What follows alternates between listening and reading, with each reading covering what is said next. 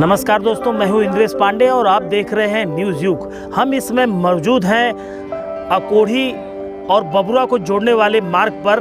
दरअसल आप दाईं तरफ देख सकते हैं कि किस तरह से जो बाढ़ में प्रभावित लोग हैं किसी तरह अपने बाइक को, अपने साजो सामान को एक तरफ से दूसरी तरफ ले जाने की कोशिश कर रहे हैं। ये कोई नदी नहीं बल्कि इस पे रोड हुआ करती थी जिसका नाम अकोढ़ी बबुरा मार्ग के नाम से जाना जाता है।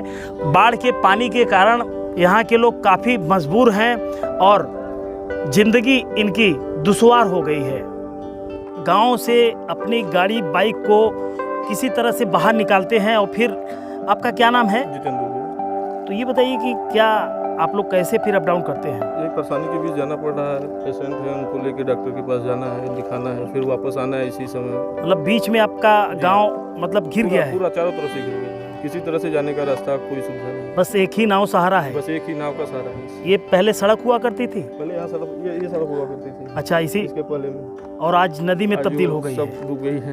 तो देखिए, इनका साफ तौर पे मानना है कि पहले ये सड़क हुआ करती थी, आज बाढ़ की चपेट में आ गई है यह सड़क और नदी में तब्दील हो गई है।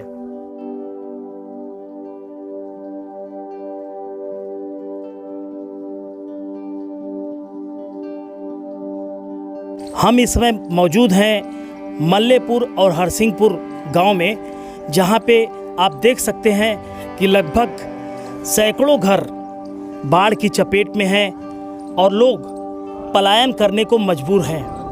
कोई नाव के सहारे तो कोई किसी तरह अपने घर के बचे हुए सामान को बाहर निकालने में मशगूल है।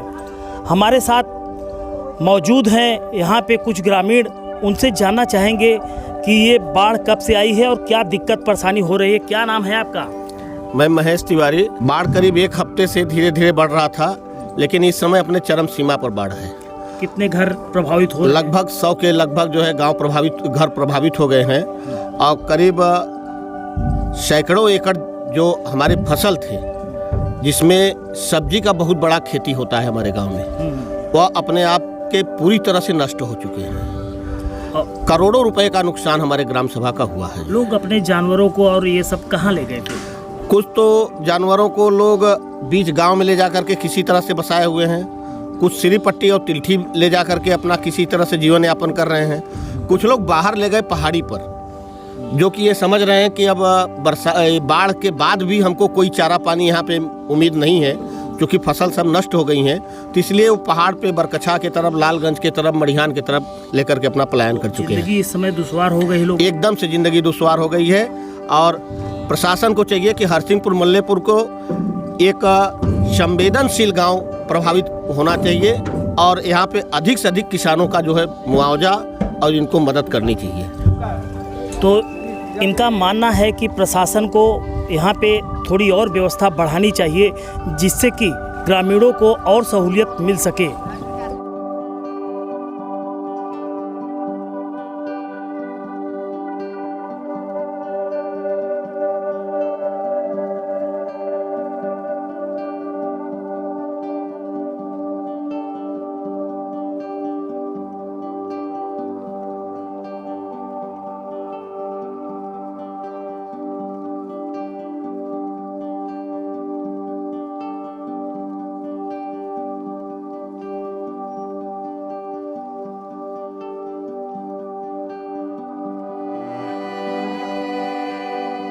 इंद्रेश पांडे, न्यूज़ युग, मिर्ज़ापुर।